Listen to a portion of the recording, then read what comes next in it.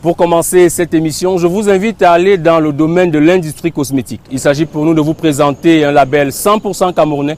C'est la gamme de produits Medline Casalis qui est destinée aux peaux noires et métissées. L'initiative est celle de Christian Gan qui nous en fait la présentation maintenant dans cette édition de votre magazine.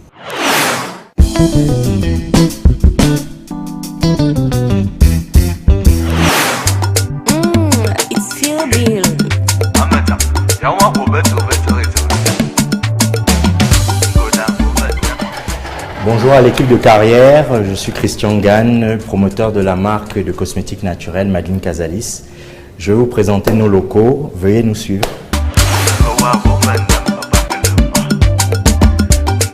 Ici nous avons Rabiatou Mengue qui est senior sales et qui nous accompagne sur tous les aspects de business développement à Yaoundé à Douala, mais aussi qui est aussi un relais avec l'étranger.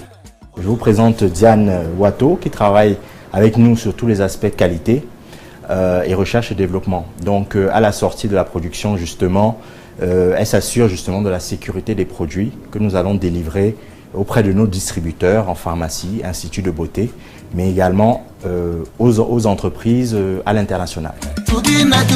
C'est le jour de notre mariage. Vous savez, le Camerounais et la Camerounaise aiment se faire belle en général. J'aime me faire beau. Toutes les femmes aiment se faire belles.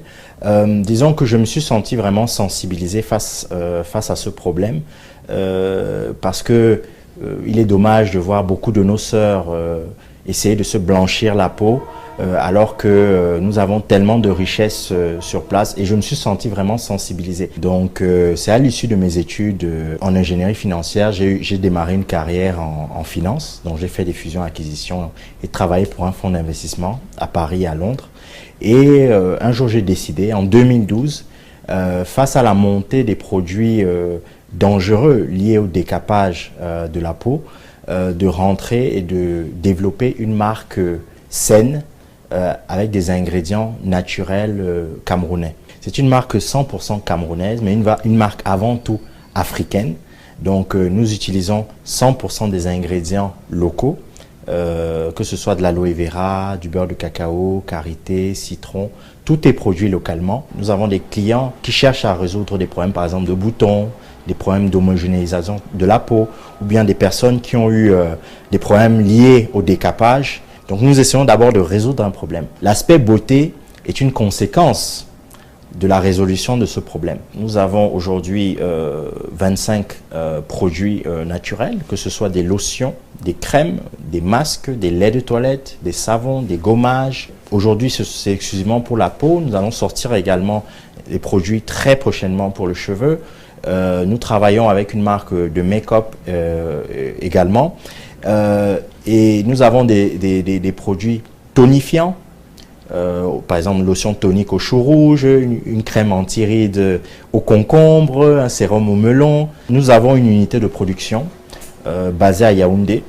Aujourd'hui, nous sommes en pleine mutation. Nous sommes passés d'une production entièrement manuelle, handmade, à une production progressivement semi-automatique avec les capacités à peu près de 100 000 produits par an. Pour l'instant, 100% des personnes avec qui nous travaillons sont camerounais et 98% de femmes. Aujourd'hui, notre clientèle grossit vraiment de jour en jour. Je voudrais vraiment que mes sœurs arrêtent de se dépigmenter la peau. Je les incite à consommer camerounais. Donc pas seulement pour les cosmétiques, mais également pour les produits de grande consommation.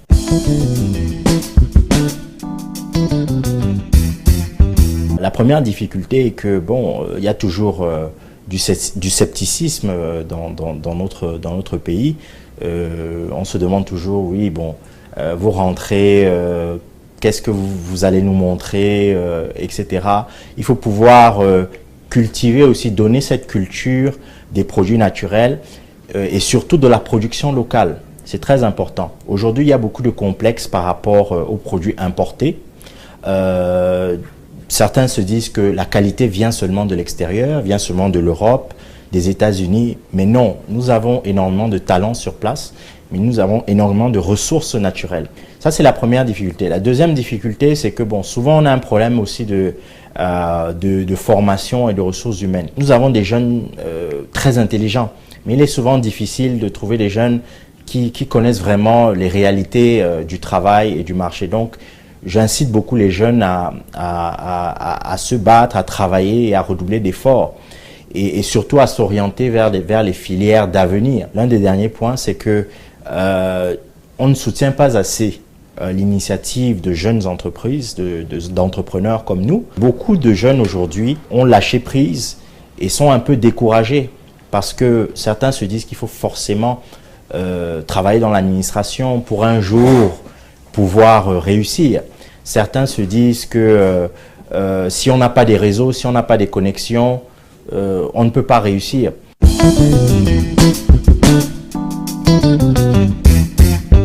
À court terme, aujourd'hui, Madeline Casalis est en train encore de mieux se structurer.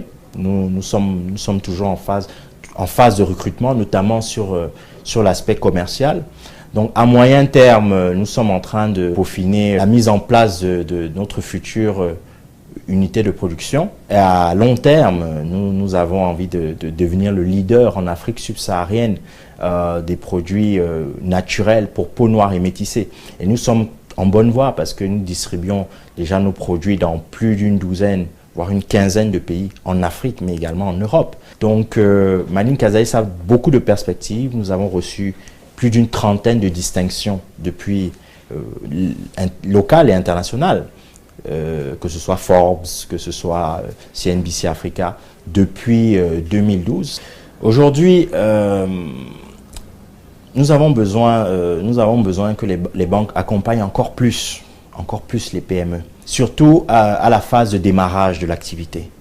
Il faut savoir qu'à la phase de démarrage, un jeune, il a une très bonne idée, il a un très bon projet. Il n'a pas forcément des garanties. Il n'a pas forcément 10 immeubles, il n'a pas forcément 15 terrains à mettre en garantie. Nous avons besoin de plus d'organes qui facilitent justement les garanties. Je ne m'adresse pas seulement aux banques, je m'adresse également aux aînés. Nous avons des aînés qui ont réussi. Nous avons des industriels qui ont réussi. Mais j'observe qu'il n'y a pas assez de transmission justement de cette réussite aux jeunes.